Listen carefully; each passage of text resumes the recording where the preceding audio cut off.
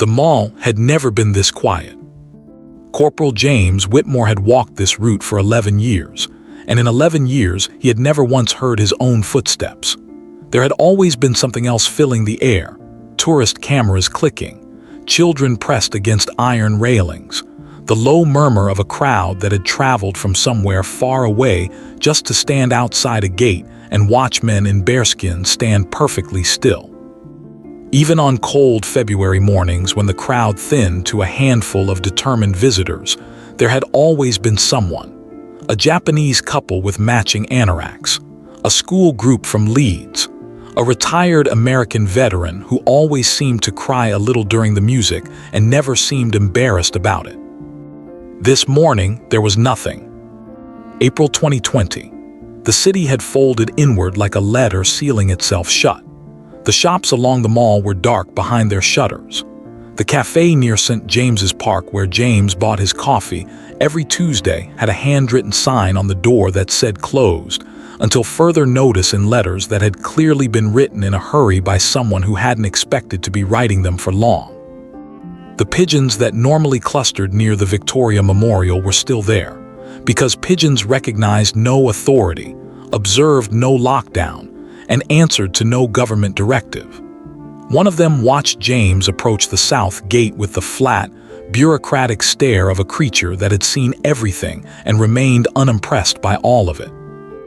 James paused for exactly 1 second to look at the memorial. The gold figure at the top caught the weak April light and held it the way it always did, the way it had done since 1911, regardless of what was happening at street level. He had always found that steadying. Some things simply continued. He reported to the guardroom at 09:14, signed the register with the same unhurried signature he had used since his first posting, and hung his outer coat on the third hook from the left, which was his hook, had been his hook for 4 years, and would remain his hook until someone told him otherwise. Private Theo Bassett was already inside, standing near the duty board with the posture of someone who had discovered something and wasn't sure what to do with the information. Bassett was 22 years old and had been at the palace for 7 months. He was good at his job in the careful, slightly anxious way that young soldiers are good at their jobs before they learn that competence and anxiety are not the same thing. He had a habit of standing slightly too straight when he was worried, as if good posture might protect him from whatever was coming. He was standing very straight now. "Morning, Bassett," James said, reaching for the duty roster. "Corporal." Bassett's eyes moved to the far wall of the guardroom, where the administrative board held its usual collection of rosters, weather advisories, maintenance schedules, and the kind of procedural notices that most guardsmen read once and immediately forgot. One notice was newer than the others. It had been printed on ministry letterhead and pinned with 3 pins rather than the usual one, as if whoever had placed it there wanted to make absolutely certain it stayed put. James crossed the room and read it. He read it twice. Then he took it carefully off the board, folded it once along its center crease, and placed it in the inside pocket of his tunic, not discarding it, not filing it, just removing it from a place where it might cause unnecessary alarm among men who needed to focus. "What does it mean?" Bassett asked. James looked at the empty space on the board where the notice had been. "It means someone in an office somewhere has decided that a pandemic is an efficient moment to permanently resolve something they've been wanting to resolve for a long time." Bassett processed this. Are they allowed to do that? James straightened the remaining notices on the board so they hung evenly. People with the right letterhead, he said, are allowed to attempt almost anything. He turned toward the equipment room. "Get your kits sorted. We parade at 11 regardless." Bassett stood even straighter, which James had not believed possible. "Yes, Corporal." Outside the tall windows, the empty forecourt stretched toward the locked gates in silence. The Victoria Memorial stood in its usual place, gold figure catching light as if nothing in the world had changed, as if the city behind it was simply sleeping late and would wake up soon and fill the pavements again. James had been a Coldstream Guardsman for 11 years, 3 months, and approximately 14 days. In that time, he had stood duty in temperatures that dropped below -8. He had stood perfectly still, while a tourist's toddler pressed its face against the railings and screamed with what appeared to be existential despair for a full 4 minutes. He had maintained composure during a parliamentary visit when a junior minister had asked, in complete seriousness, whether the guards were actually real or some kind of very convincing installation. He had never, in 11 years, missed a parade. He had no particular intention of starting today. The notice in his tunic pocket was 2 pages long and had been issued by the Ministry of Culture, Heritage and Public Engagement, a department whose name had changed 3 times in the last decade, which James considered a reasonable indicator of its organizational stability. He read it properly during the 15 minutes before kit inspection, standing alone in the equipment room with his bearskin on the shelf beside him, and the document held at reading distance with the same careful attention he gave to all official paperwork. The language was measured, procedural, and almost admirably dishonest. In light of current public health directives and the temporary suspension of tourist and visitor access to central London, the ceremonial changing of the guard at Buckingham Palace is to be stood down with immediate effect. Given the operational costs associated with maintaining full ceremonial rotations during periods of zero public footfall, and following consultation with relevant heritage stakeholders, it is recommended that the suspension be extended indefinitely pending a full review of ceremonial requirements in a post-pandemic operational context. Indefinitely pending a full review. James had been in the army long enough to understand what that phrase meant when placed inside a ministry document.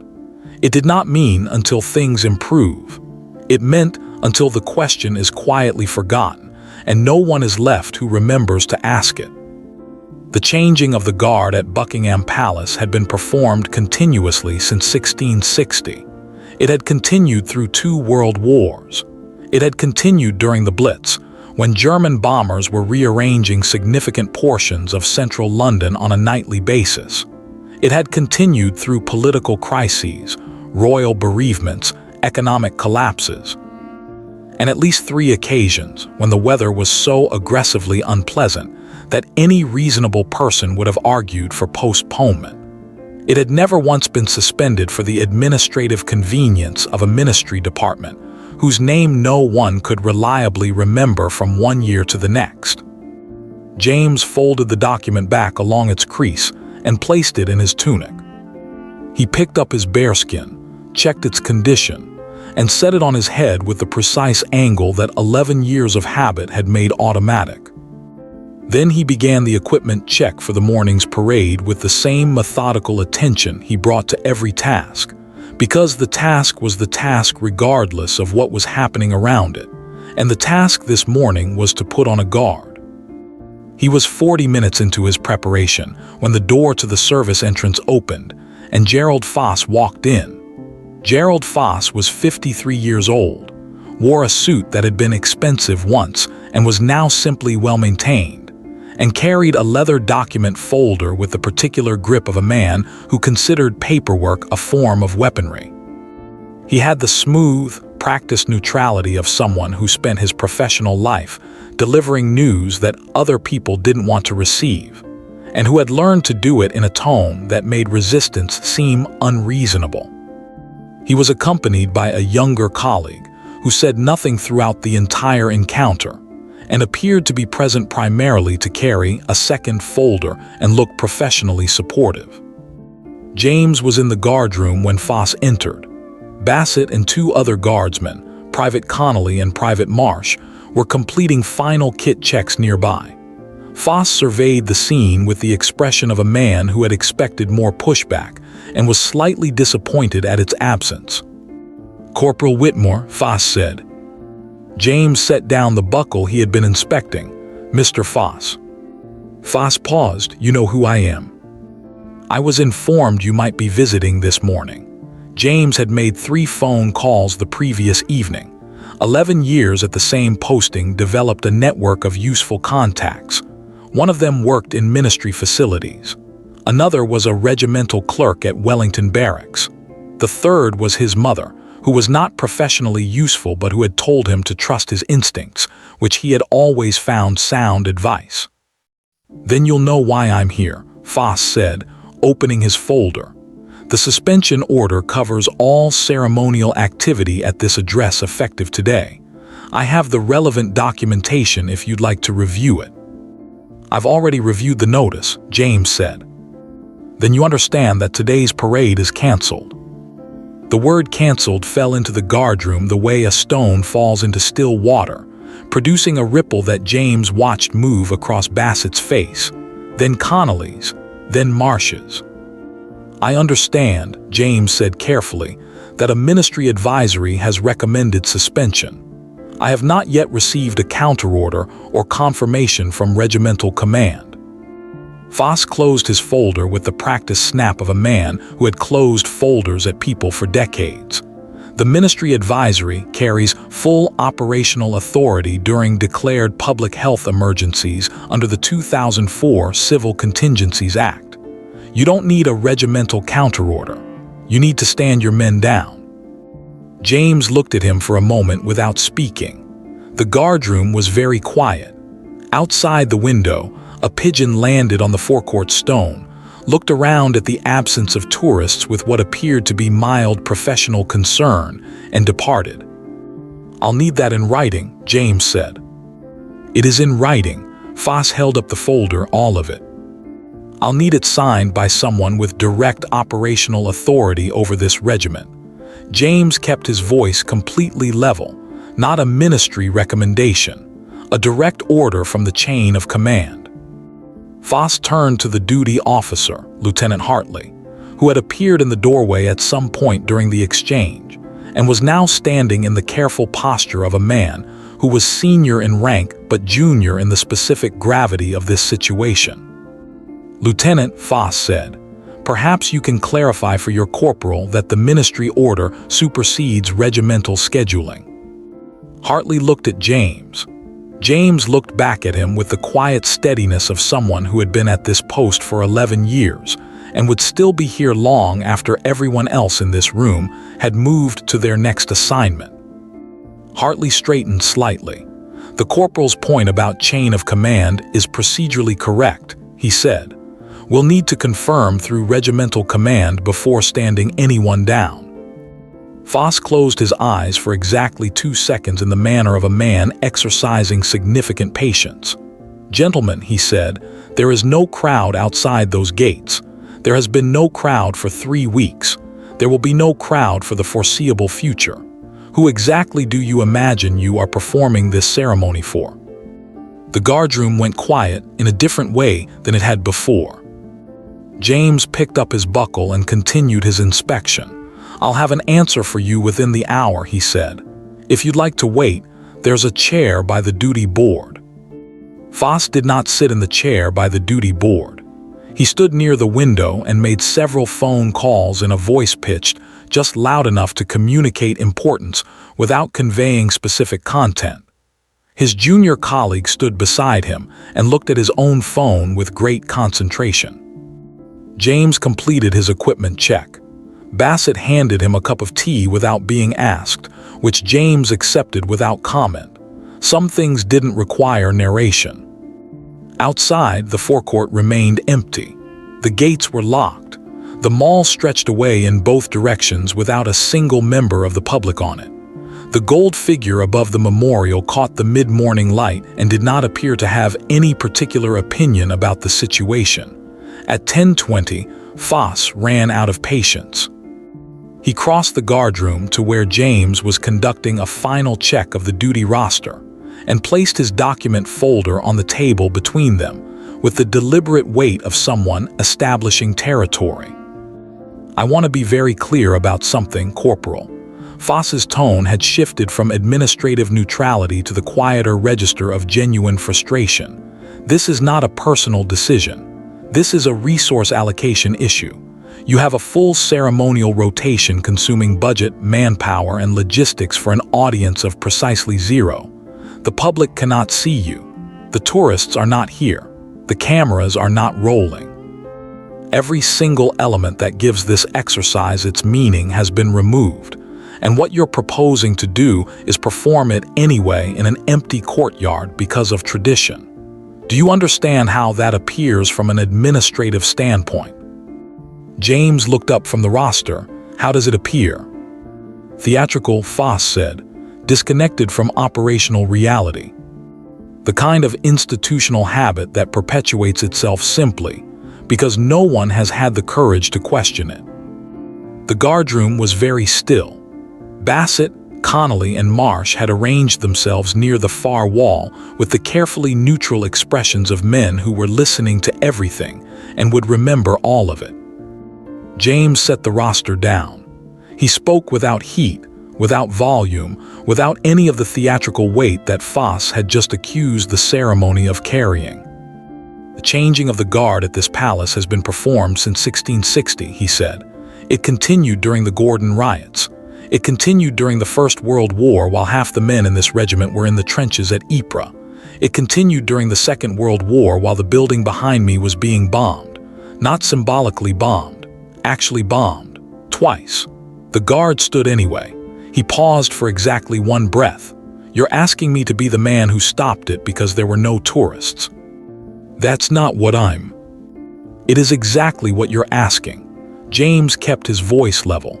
You're asking me to accept that the ceremony has no value without an audience. And I'm telling you that if that were true, it would never have survived the Blitz. Foss picked up his folder. This is not a historical debate, Corporal. It's an operational decision. Then James said, I'll wait for an operational order from someone with operational authority over this regiment. Foss turned to Lieutenant Hartley, who had remained in the doorway throughout this exchange. Lieutenant, I need you to formally stand this parade down. Hartley looked at the floor for a moment, then at James, then at Foss. I don't have authority to suspend a ceremonial parade without regimental confirmation, he said. That's not obstruction. That's just the correct procedure. Foss looked at his watch. You have 35 minutes until your scheduled parade time. If you proceed without ministry clearance, you'll be doing so in direct contravention of a public health directive, and the ministry will respond accordingly. Then we'd better hope regimental command answers quickly, James said. He turned back to the roster. The conversation, as far as he was concerned, was complete. Outside the guardroom window, the forecourt lay in its flat April silence. The gate was locked. The mall was empty.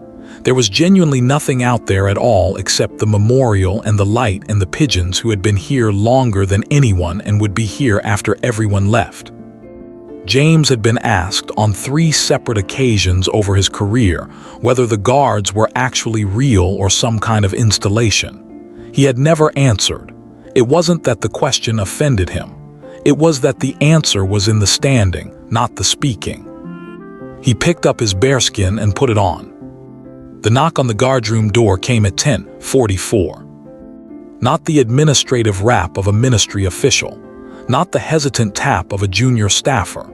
3 measured strikes, evenly spaced, carrying the weight of someone who had knocked on regimental doors in exactly this manner for 30 years and saw no reason to change the habit. Lieutenant Hartley opened the door. Major William Carver stepped inside. He was 61 years old, wore his uniform the way old timber wears its grain, not with effort but with absolute inevitability, and carried nothing except a single white envelope that he held at his side as if it weighed considerably more than paper should. He had driven himself from Wellington Barracks. No driver, no aide, no announcement. He had simply arrived, the way people with real authority sometimes arrive, without needing to perform it. He surveyed the room with the unhurried precision of a man who had already been briefed on exactly what he was walking into. Mr. Foss, he said. Foss straightened slightly. Major Carver, I assume you've been informed about the ministry's position. "I've been informed about a great many things this morning," Carver said pleasantly.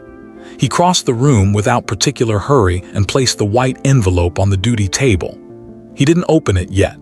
He looked at Gerald Foss with the patient, slightly tired expression of a man who has spent a career watching paperwork attempt to override reality. "The ministry's suspension recommendation is noted," Carver said. "I've reviewed it in full. It is a recommendation, not an order, and its application to ceremonial regimental duties falls within a jurisdictional area that the 2004 Act does not, in fact, cleanly cover regardless of how it has been presented this morning." His voice remained completely conversational. "I have confirmed that with the relevant legal desk. You're welcome to confirm it yourself." Foss opened his folder. "Major, the operational costs alone." Carver picked up the white envelope and opened it with the unhurried movements of someone who knows the contents and knows what they mean. He withdrew a single folded page and held it so that everyone in the room could see it clearly. The letterhead was from Windsor Castle. The handwriting was not a secretary's. It was direct, personal, and written in blue ink by someone who had been signing documents with the full weight of their name for 70 years. Foss went very still. Carver read it aloud in the same conversational tone he had used throughout. "It is my express wish that the changing of the guard at Buckingham Palace continue in whatever form is operationally possible during the current period. The ceremony is not maintained for visitors. It is maintained because it must be. This is not a request." He folded the letter back along its crease. The room was absolutely silent. No countersignature, Carver continued quietly. No committee recommendation.